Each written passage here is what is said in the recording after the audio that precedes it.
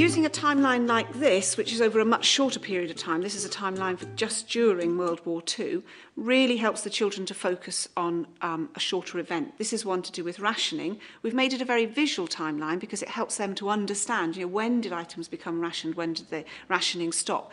It's really good for those children who struggle with being able to draw timelines and fit things on. It's a much easier one for everybody to be able to access. And it looks very attractive at the end of it, and they get a lot out of being able to interpret it. I get them to think about where they are now and what age they are now, and then I ask them to think about when they were born, what year they were born. I get them to think about what they first did, about crawling, walking, going to play school, starting here, and then we look at where they are now at year 3. And then from drawing those pictures to put them into sequential order, so they have an idea of what sequencing is about. Timelines really help me learn about history. This particular timeline helps me learn about when different objects were rationed during World War II. For children to be able to understand change can be quite difficult. They think that some things have always been around.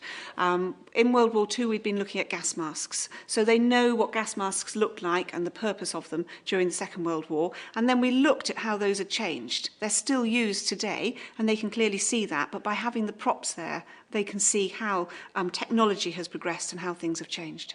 I think it's useful to have props because you can see the changes, like these gas masks.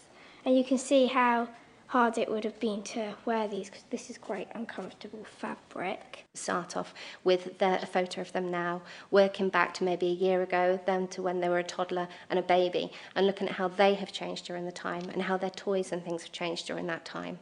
Then once they've got the idea of how they have changed, it's a good idea to add in how their parents were young and how their grandparents were young. You can then start giving them objects and things to start putting in. A simple one is toys to use, but even household items such as pegs.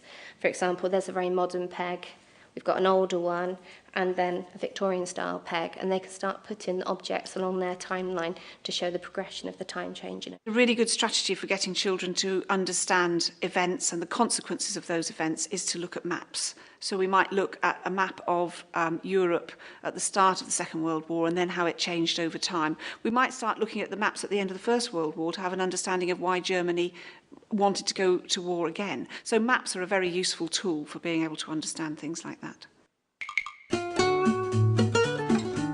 I put question and answer boxes in the classroom. These are not questions that I've asked, these are the questions that the children want to find out. So at the start of any topic, we will write down all the questions that they want to find out the answers to, and we put them in the question box. And then it's up to them to find out the answers for each other. So they'll go away and do research at home, they might find out in the classroom, and they put the answers in the answer box. And then periodically we take them out and we share them with the class. One of the questions we put in the question box is, how many people were evacuated? I've researched and found out that over 2 million people were evacuated. It's not what I want them to find out, it's what they want to find out.